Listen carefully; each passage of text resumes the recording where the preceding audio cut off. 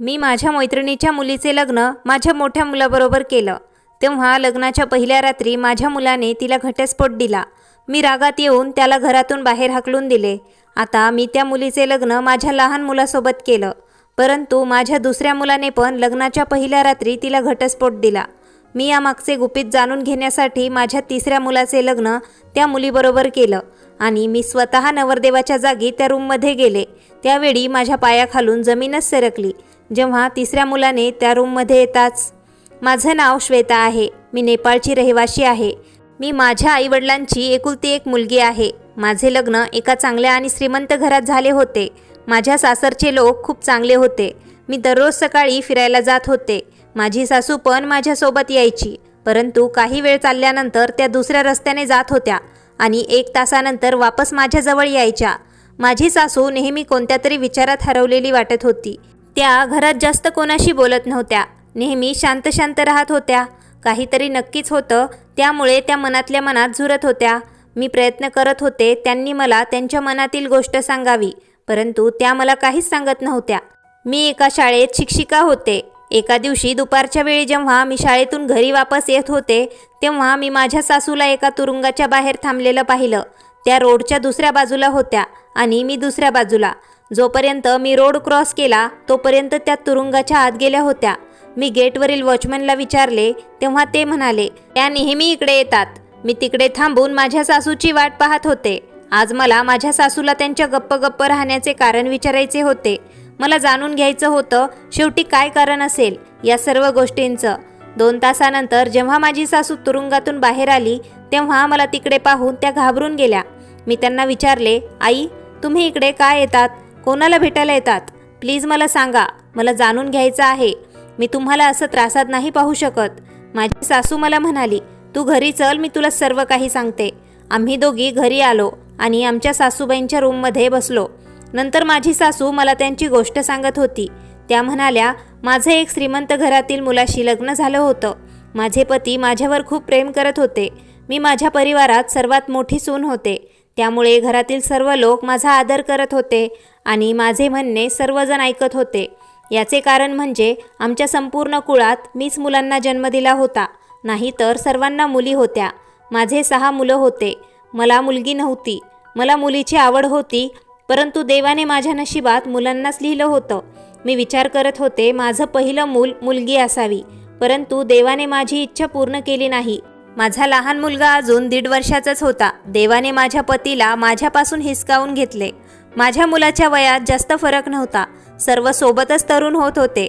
आपल्या संपूर्ण कुळाचे लक्ष माझ्या मुलांवर होते, कारण माझे मुलं खूप सज्जन होते आणि माझी प्रत्येक गोष्ट ऐकणारे आज्ञाधारी होते आणि सुंदर तरुण होते।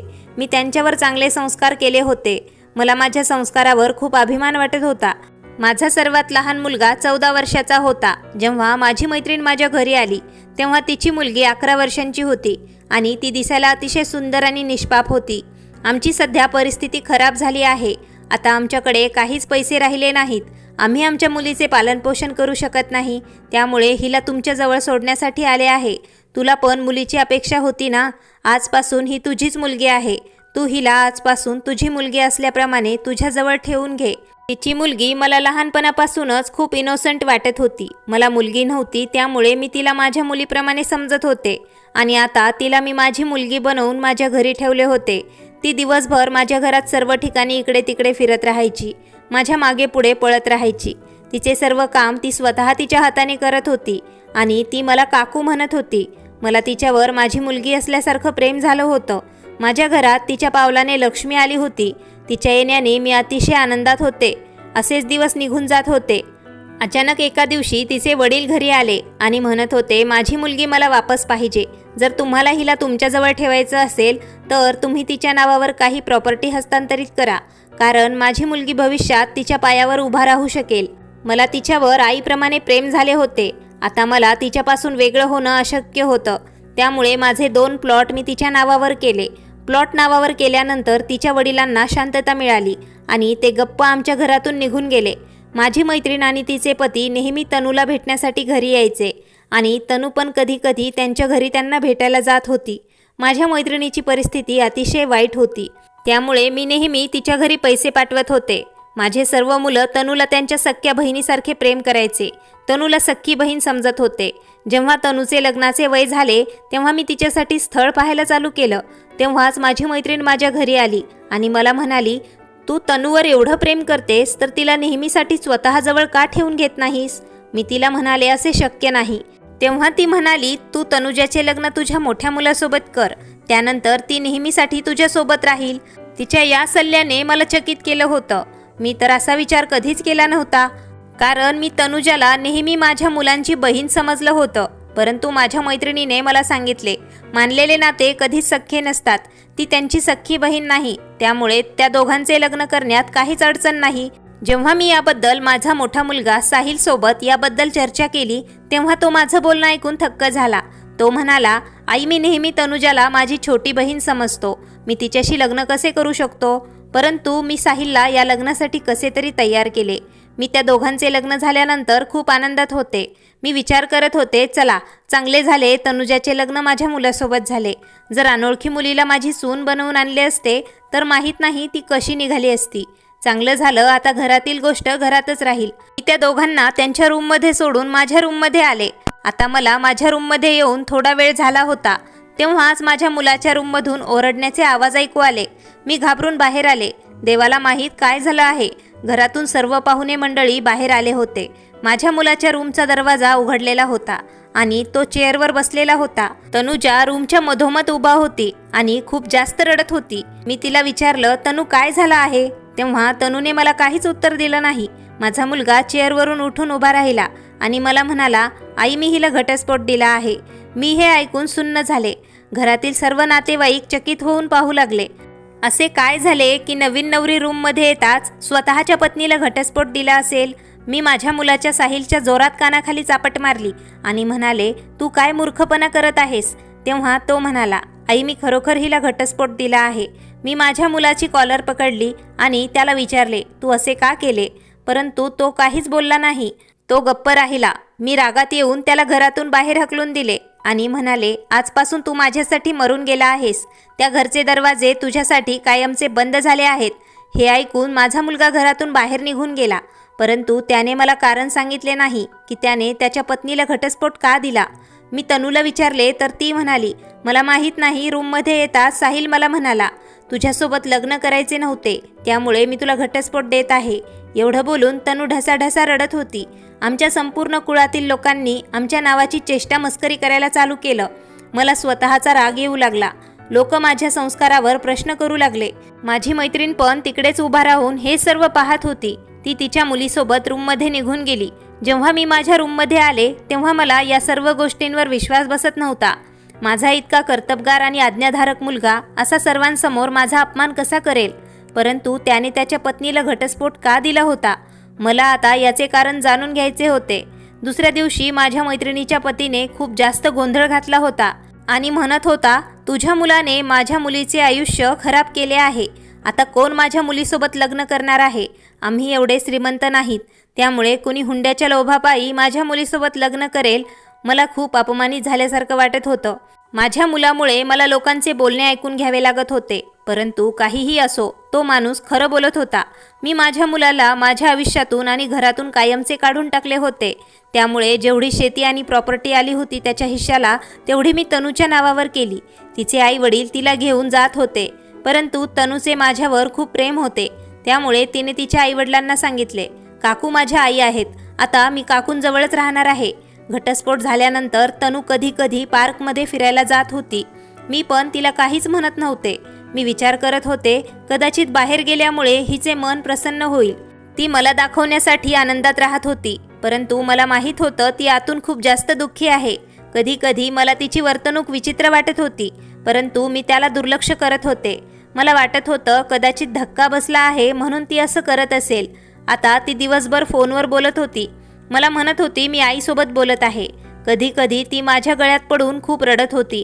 त्याच दिवसांमध्ये माझ्या 2 लहान मुलांचा ॲक्सिडेंट झाला होता. त्यात एकाचा मृत्यू जागेवरच झाला होता. इतर शुद्धीतच नव्हते. एका मुलाला मी स्वतः घरातून हाकलून दिले होते आणि माझा दुसरा मुलगा मला सोडून निघून गेला होता. त्या काळात तनूने माझी अतिशय काळजी घेतली होती. मला ती नेहमी धीर देत होती.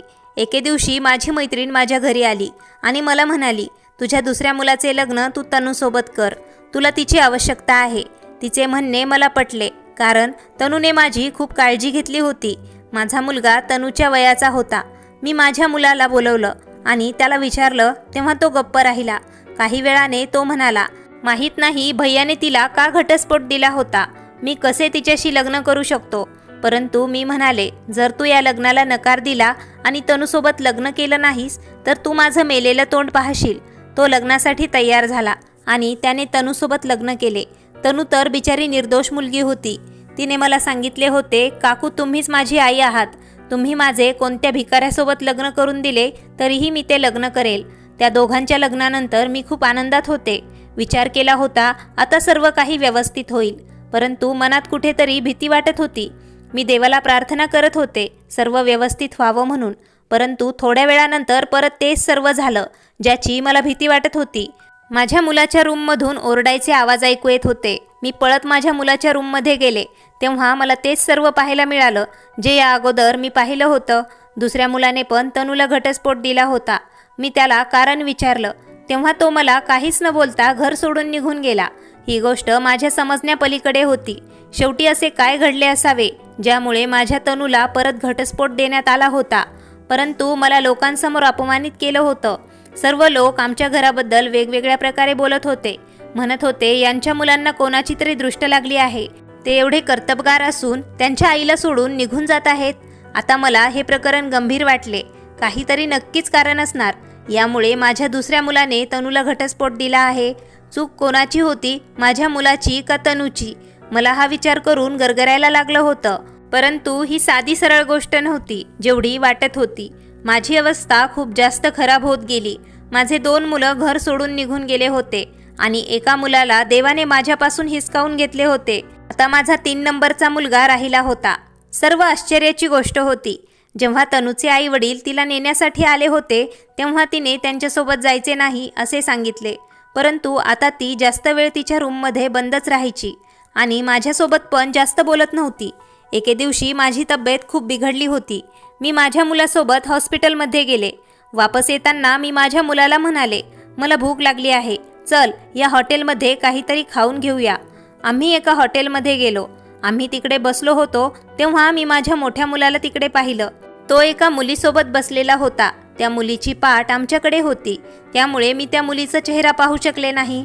आम्ही आमच्या टेबलवर जेवण करत होतो. आम्ही त्यांच्यापासून खूप दूर बसलो होतो, त्यामुळे आम्हाला त्यांचा आवाज ऐकू येत नव्हता. परंतु त्यांचा चेहरा पाहून असं वाटत होतं काही त्रासदायक गोष्ट आहे. त्या दोघांमध्ये वादविवाद चालू होता. काही वेळानंतर ते दोघं तिकडून निघून जात होते तेव्हा माझे लक्ष त्या मुलीवर गेले. ती मुलगी मला तनूसारखी वाटत होती, परंतु तिने तिचा चेहरा स्कार्फने कव्हर केला होता, त्यामुळे मी तिला व्यवस्थित पाहू शकले नव्हते. मी विचार केला, तनू इकडे कशाला येईल, ती तर बिचारी तिच्या रूममध्ये बंद असते. तेव्हा मी घरातील मोलकरणीला कॉल करून विचारलं, तनू मॅडम घरी आहेत का? मोलकरीण मला म्हणाली, आज लहान्या मालकीनबाई घरी नाही आहेत. तिच्या बोलण्याने मला संशय यायला लागला. आता मी घरी आल्यानंतर तनूवर लक्ष ठेवायला चालू केलं, परंतु तिचे वागणे मला संशयास्पद वाटले नाही. याशिवाय ती कधी कधी एकटी बाहेर जायची. नंतर मी विचार केला मी तिचा पाठलाग करावा. जेव्हा तनू बाहेर जायला निघाली तेव्हा मी पण तिच्या मागे गेले. तनू चालत चालत पार्कमध्ये गेली. हे सर्व पाहून मी चकित झाले. पार्कमध्ये ती माझ्या 2 नंबरच्या मुलाला भेटली. खूप वेळ तिने माझ्या मुलासोबत गप्पा केल्या. ती का माझ्या मुलांना भेटत होती? त्यांनी तर तिला घटस्फोट दिला होता. मी बराच वेळ तनूला विचारण्याचा प्रयत्न केला, माझ्या 2 मुलांनी तुला घटस्फोट का दिला आहे? परंतु तिने मला सत्य सांगितलेच नाही. मी हे सर्व पाहून खूप चिंतेत पडलेली होते. आता मी हे निर्णय घेतला होता, हे सर्व काय चालू आहे याचा मी पत्ता लावणारच आहे. मी तनूला म्हणाले, मी माझ्या 3ऱ्या मुलाचे लग्न तुझ्यासोबत करण्याचा विचार करत आहे. तू या लग्नासाठी तयार आहेस का? तिने प्रत्येक वेळेसारखं मला तेच उत्तर दिलं, तुम्ही माझ्या आई आहात. तुम्ही माझ्यासाठी जो निर्णय घेतला आहे तो योग्य असेल. माझा मुलगा तनूपेक्षा वयाने खूप लहान होता, परंतु तो माझ्या सांगण्यावरून तनूसोबत लग्न करण्यासाठी तयार झाला होता. मी यावेळेस हे लग्न यासाठी करणार होते कारण मला गुपित जाणून घ्यायचं होतं, लग्नाच्या पहिल्या रात्री असं काय होतं, त्यामुळे माझे मुलं तनूला घटस्फोट देतात. तनू त्यांना काय म्हणते. मी माझ्या मुलाचे लग्न तनूसोबत लावून दिले. तनू अतिशय आनंदात वाटत होती. लग्न झाले तेव्हा रात्री मी माझ्या मुलाला म्हणाले, मला बरं वाटत नाहीये, माझं डोकं खूप दुखत आहे, तू मला औषध आणून दे. माझा मुलगा त्याचे कपडे बदलून औषध आणण्यासाठी गेला. तो गेल्यानंतर मी त्याची शेरवानी घातली आणि माझ्या मुलाच्या रूममध्ये गेले. तनू बेडवर बसलेली होती. नवरदेव आला आहे असं समजून ती बेडवरून उठून उभा राहिली. लाईट गेलेली होती. तनू म्हणाली, मला माहीत आहे आजपासून तुम्ही माझे पती आहात, परंतु मी तुम्हाला नेहमी माझा लहान भाऊ मानलेला आहे. तुला आठवते का आपण लहानपणी कसे खेळत होतो. मी तुझे किती लाड केलेले आहेत. मी तुला नेहमी माझ्या लहान भावाचा मान दिला आहे. आता मी तुला माझ्या पतीच्या रूपात स्वीकारू शकत नाही. काकूने माझं लग्न बळजबरीने तुझ्याशी केलं आहे. त्यांनी मला लग्न करण्याच्या अगोदर सांगितले होते मी तुझ्यापासून घटस्फोट घ्यावा. ती फक्त समाजातील लोकांसमोर तिचा मोठेपणा दाखवण्याचा प्रयत्न करत असते. तिला वाटत आहे सर्व लोकांनी त्यांचे कौतुक करावे, सर्व लोकांना असे वाटावे तिने एक नातं नसलेल्या मुलीला एवढं प्रेमाने सांभाळतात आणि त्यांच्या मुलाचे लग्न तिच्याशी करते. तुझ्या भावांसोबत माझे लग्न त्यांनी जबरदस्तीने केले होते आणि त्यांनीच मला घटस्फोट घ्यायला लावला होता. यावेळेस पण काकूंनी मला सांगितले होते, माझ्या मुलाला माझा संदेश दे, नंतर ते तुला घटस्फोट देऊन टाकेल. त्यामुळे तू तुझ्या आईचे म्हणणे ऐक आणि मला घटस्फोट देऊन टाक. मी गप्प तनूचे बोलणे ऐकत होते.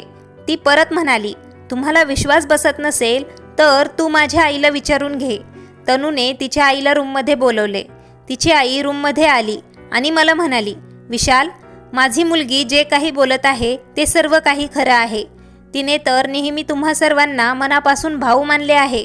तनूने तुझ्या आईला लग्नासाठी खूप वेळा नकार दिला होता, परंतु त्यांनी तिचे ऐकले नाही. आता तुझ्या आईच्या हट्टापुढे माझ्या मुलीला झुकावं लागलं. माझी मुलगी तुला तिच्या पतीच्या रूपात स्वीकारू शकत नाही. तनू तर दुसऱ्या मुलासोबत लग्न करणार आहे. तू तनूला घटस्फोट देऊन टाक, कारण नंतर मी तिचे लग्न तिच्या आवडीच्या मुलासोबत करू शकेन. माझी मैत्रीण आणि तिच्या मुलीला माहीत नव्हतं त्या दोघी अंधारात मला विशाल समजत होत्या. त्या दोघींचे बोलणे ऐकून माझा श्वास थांबला होता.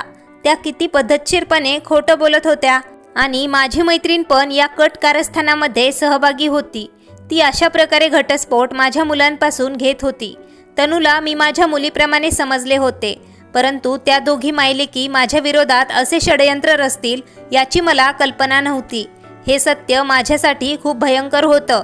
ते सर्व ऐकून माझे प्राण निघून जाण्याची वेळ आली होती. तेवढ्यात लाईट आली. त्या दोघी माझ्याकडे थक्क होऊन पाहत होत्या. तनू मला म्हणाली, काकू तुम्ही इकडे.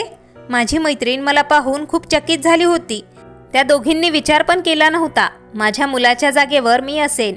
मी पुढे जाऊन तनूला एक जोरात चापट मारली आणि तिला म्हणाले, तुझ्या घाणेरड्या तोंडातून माझं नाव काढू नकोस. तू वाईट वर्तन करू शकतेस असा मी विचार पण केला नव्हता. तू मला माझ्या मुलांच्या विरोधात मला भडकवलं आहेस. तुझ्यामुळे मी माझ्या मुलांना माझ्या घरातून बाहेर हाकलून दिले होते. माझी मैत्रीण मला म्हणाली, माझं म्हणणं तर ऐकून घे, परंतु मी तिला धक्का देऊन मागे सरकवले. त्या दोघी खूप चिंतेत पडल्या होत्या, कारण सर्व सत्य मला समजलं होतं. म्हणून त्यांनी माझं तोंड दाबलं आणि एका चेअरवरती मला बसवलं. तनूने तिच्या आईला खुणावले. तेव्हा त्यांनी माझे हात आणि पाय दोरखंडाने बांधले आणि माझ्या तोंडात कपडा घातला. तनू म्हणाली, काकू तुम्हाला इकडे येण्याची काय गरज होती. जर तुम्ही इकडे आल्याच नसत्या तर तुम्हाला काहीच समजलं नसतं आणि मला तुमच्यासोबत असं काही करावं लागलं नसतं. मी ओरडण्याचा प्रयत्न केला, परंतु माझा आवाज निघत नव्हता. ह्या दोघी असे का करत होत्या. आमचा बोलण्याचा आवाज ऐकून कोणीतरी दरवाजा वाजवला आणि विचारलं, तनू सर्व काही व्यवस्थित आहे ना. तिने दरवाजा उघडण्याच्या ऐवजी आतूनच सांगितले, हो सर्व काही व्यवस्थित आहे. त्या दोघी मायलेकीने मला बाथरूममध्ये कोंडले आणि काही वेळाने माझा मुलगा आला. त्याने विचारलं, आई कुठे गेली आहे तनू. कुठेच दिसत नाहीये घरात. तनू म्हणाली, त्या त्यांच्या रूममध्ये असतील. माझा मुलगा मला शोधत होता. मी आत बाथरूममध्ये होते. माझ्यासोबत असे काही होईल मी स्वप्नात पण विचार केला नव्हता. जिच्यावर मी एवढं प्रेम केलं, माझ्या मुलापेक्षा जास्त जीव ओवाळून टाकला होता. तिने माझ्याशी एवढा मोठा विश्वासघात केला होता. माझा मुलगा मला पूर्ण घरात शोधत होता. थोड्या वेळानंतर त्या मायलेकीने मला तिकडून बाहेर काढले आणि अडगळीच्या रूममध्ये कोंडले. मी अजून पण माझ्या मुलाची शेरवानी घातलेली होती. गरमीमुळे माझी अवस्था बिकट झाली होती. मला विश्वास होता माझा मुलगा मला शोधून काढेल, परंतु संपूर्ण दिवस निघून गेला.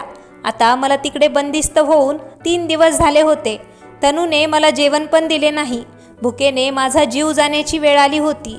मी स्वतःला सोडवण्याचा खूप प्रयत्न केला, परंतु माझे प्रयत्न अयशस्वी ठरले. तरी मी प्रयत्न करत होते. मी सतत मला बांधून ठेवलेले दोरखंड सोडण्याचा प्रयत्न करत होते आणि शेवटी माझ्या प्रयत्नांना यश मिळाले. मला बांधलेले दोरखंड काही वेळाने निघाले होते. रात्री जेव्हा तनू दरवाजा उघडून आत आली तेव्हा मी मागून तिच्या डोक्यावर वार केला. ती बेशुद्ध झाली. त्यावेळी मी पळत त्या रूमच्या बाहेर आले. माझा मुलगा माझ्या काळजीने त्रस्त झाला होता. मी माझ्या मुलाला आवाज दिला. माझा आवाज ऐकून तो धावत माझ्याजवळ आला. माझी अवस्था वाईट झाली होती. मी त्याला सांगितले, तनूने मला अडगळीच्या खोलीत बंदिस्त केले होते. एवढं बोलून मी माझ्या मुलासमोर बेशुद्ध पडले. जेव्हा मला शुद्ध आली तेव्हा मी हॉस्पिटलमध्ये होते. माझे 2 मोठे मुलं माझ्याजवळ होते. त्यांना पाहून मला खूप आनंद झाला. असे वाटत होते जसे माझ्या शरीरात प्राण वापस आले होते. मी माझ्या मुलांना तनूबद्दल विचारले. त्यांनी मला सांगितले, आई तू काळजी करू नकोस. ती मुलगी आता तिच्या आईवडिलांसोबत तुरुंगात आहे. माझ्या मुलाने मला सर्व काही सांगितलं आणि मला सांगितलं, तुमच्या मैत्रिणीचे लक्ष सुरुवातीपासून तुमच्या प्रॉपर्टीवर होते. तुमचे लग्न खूप श्रीमंत घरात झाले होते आणि तिचे लग्न गरीब घरात झाले होते. त्यामुळे ती तुमच्यावर जळत होती. जेव्हा बाबाचे निधन झाले तेव्हा त्या लोकांनी प्लॅन केला होता ते त्यांच्या मुलीचे लग्न माझ्यासोबत करतील आणि अशा प्रकारे ती आपल्या सर्व प्रॉपर्टीवर त्यांचा हक्क मिळवेल. त्यामुळे त्यांनी त्यांच्या मुलीचे लग्न माझ्यासोबत करण्याचा आई तुला सल्ला दिला होता. मी हे सर्व ऐकून थक्क झाले होते. आता सर्व काही माझ्या लक्षात येऊ लागले. जेव्हा मी तनूचे लग्न माझ्या मोठ्या मुलासोबत केलं होतं तेव्हा तिने माझ्या मोठ्या मुलाला हेच सर्व सांगितलं होतं. मी तुम्हाला माझा भाऊ समजते. मी तुला माझ्या पतीच्या रूपात स्वीकारू शकत नाही. काकूने माझे लग्न बळजबरीने तुझ्याशी केले आहे. तू मला घटस्फोट देऊन टाक. आणि माझ्या मुलाने तिला घटस्फोट दिला होता. त्यानंतर मी त्याला घरातून बाहेर हकलून दिले होते. माझ्या दुसऱ्या मुलासोबत पण तिने हेच सर्व केलं होतं आणि त्याला पण मी घरातून बाहेर हकलून दिले होते. तिचा प्लॅन होता तिने एक एक करून माझ्या मुलांना घरातून बाहेर हकलून द्यावे आणि ती आमच्या संपूर्ण प्रॉपर्टीची एकटी मालकीण व्हावी. तिचा प्लॅन सक्सेस होऊ लागला. मी माझ्या 2 मुलांना घरातून बाहेर हकलून दिले होते. ती नंतर माझ्या मुलांना यासाठी भेटत होती कारण त्यांच्यासमोर ती खरी आहे हे सिद्ध व्हावं. ती माझ्या मुलांना माझ्या विरोधात भडकवत गेली. तुझ्या आईने तुला घरातून हकलून दिले आणि प्रॉपर्टीपासून पण बेदखल केले. आता तुम्ही तिला भेटण्याचा प्रयत्न करू नका. इथपर्यंत सर्व काही व्यवस्थित होतं. पैशांचं नुकसान मी सहन केलं असतं, परंतु त्या लोकांनी लोभापायी मर्यादा ओलांडली होती. त्या मायलेकीने माझ्या 2 लहान मुलांचा ॲक्सिडेंट घडवला होता कारण त्या दोघांचं निधन व्हावं. मी आजही देवाचे आभार मानत आहे कारण माझा एक मुलगा सुखरूप होता. त्या दोघींनी मिळून माझ्या हसत्या खेळत्या घराला उद्ध्वस्त केलं होतं. जिला माझी मुलगी म्हणून माझं तोंड थकत नव्हतं, ती अशी असेल मला विश्वास बसत नव्हता. तिला हे सर्व तिच्या आईवडिलांनी शिकवले होते. आज ते तिघं तुरुंगात आहेत आणि त्यांच्या पापांची शिक्षा ते भोगत आहेत. तिने माझ्यासोबत जे काही केलं होतं, परंतु मी तिला नेहमी माझ्या सख्या मुलीपेक्षा जास्त प्रेम केलं होतं. त्यामुळे मी कधी कधी तिला भेटायला जात असते. मला तिला पाहण्याची खूप इच्छा होते. ती माझ्यासमोर ढसाढसा रडत असते. मला क्षमा मागत असते, परंतु मी तिला कधी क्षमा देऊ शकत नाही कारण त्या लोकांनी माझ्यापासून माझ्या तरुण मुलाला हिसकावले आहे, जो आता कधीच वापस येऊ शकत नाही. हे सांगून माझी सासू मला सांगू लागली, मी माझ्या 3ही मुलांचे लग्न परत केले. मोठा मुलगा साहिल, त्याचं लग्न मी तुझ्यासोबत केलं आणि आज माझे सर्व मुलं त्यांच्या पत्नीसोबत आनंदात आहेत. परंतु माझ्यासोबत तनूने जे काही केलं त्याला मी कधीच विसरू शकत नाही. आज पण मला माझ्या मुलाची खूप आठवण येते. मी नेहमी देवाजवळ प्रार्थना करत असते, देवा त्याच्या आत्म्याला शांती प्राप्त होऊ दे. माझ्या सासूची गोष्ट ऐकून मला अतिशय दुःख झाले. जो दुसऱ्यांच्या सोबत वाईट करतो, देव त्याच्यासोबत पण वाईटच करत असतो. त्या मुलीने जर माझ्या सासूची फसवणूक केली नसती तर ती मुलगी आज या घरात असली असती, परंतु आज ती तिच्या लोभामुळे आज ती तुरुंगात आहे. तिने जसे केले देवाने तिला त्याची शिक्षा दिली. मित्रमैत्रिणींनो, आशा करते तुम्हाला आजची कथा आवडली असेल. कथा आवडली असेल तर व्हिडिओला लाईक करा, शेअर करा आणि नवीन असाल तर चॅनलला सबस्क्राईब करून बेल आयकॉनवर ऑलवरती सेट करा, म्हणजे नवीन व्हिडिओची सूचना तुम्हाला मिळून जाईल. धन्यवाद. आभारी आहोत.